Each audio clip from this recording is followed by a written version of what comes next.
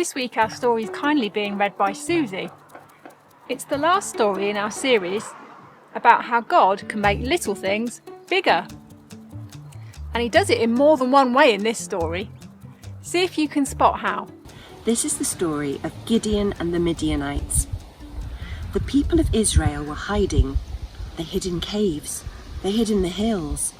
They were hiding from the Midianites, thousands of men on camels. The men on camels came riding into the promised land from beyond the river, the Jordan River. They took away the sheep. They took away the cows. They took away the donkeys. They trampled on the corn as soon as it was planted. Why did God let them?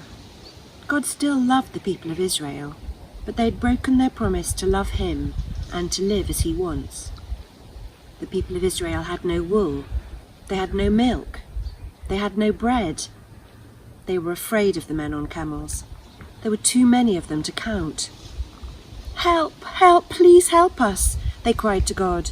And God answered them. "You've broken your promise," God said. "Yet now you're in trouble, you want me to help? And I will help, because I still love you." God went to find Farmer Gideon. "Hello, mighty warrior. I have a special job for you," God said. "You must rescue my people from those men on camels." "But I can't fight them," Farmer Gideon objected. "I'm a farmer, not a soldier, and I'm the youngest and smallest boy in my family." "You can if I help you," God said. "I need proof that you'll help me," said Gideon. "I'm going to put a fleece on the ground. Tomorrow morning, if there's dew on the wool but not on the ground, I'll know that you're going to help me to rescue Israel." Next morning he was able to wring a bowl full of water from the wool, but the ground was dry. But he still asked for proof. This time, dry wool and wet ground. And again, God gave him the proof he wanted. The men on camels came riding in again from beyond the river, the Jordan River, too many of them to count. Then Farmer Gideon blew a long blast on his trumpet. He was calling for help, and the men came running to help. "Too many," God said. "Tell the ones who are scared to go home." Still too many," God said, as Gideon watched them go. "Take the ones who are left to the stream to drink.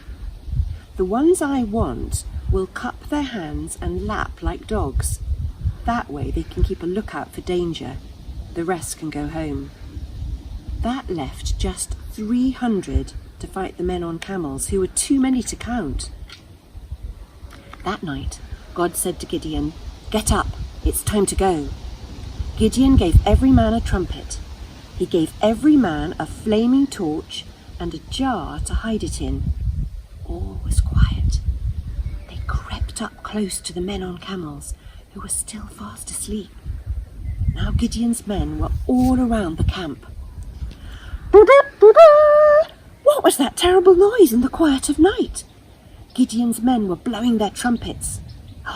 What was that blaze of light in the dark? Smash! Gideon's men had broken the jars that hid their flaming torches. The men on camels woke up in a fright. They were so scared that they leapt on their camels and fled. Some even killed each other in their fright, and Gideon's men chased after the rest. So Gideon defeated thousands of Midianites with only 300 men and God's help. Thanks, Susie. That was an amazing story. Did you notice how God didn't choose a big, strong soldier to be his leader? But he chose Farmer Gideon instead, the youngest in his family. In those days, it was usually the oldest son who got to do all the exciting stuff first. So Gideon was very surprised that God spoke to him.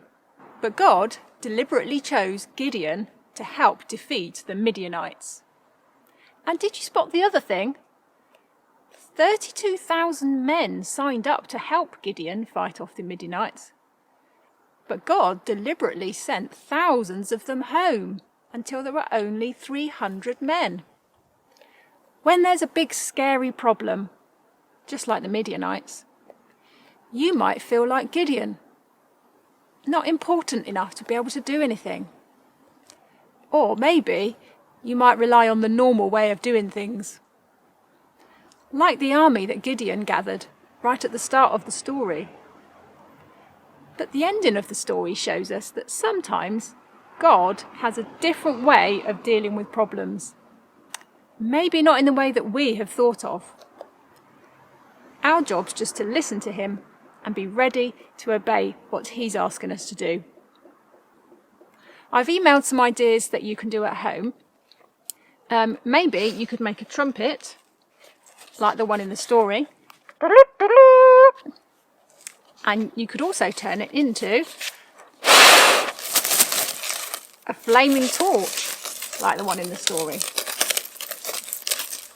You can print out the memory verse to put on the side, which says, "The Lord is my helper. I will not be afraid." Bye.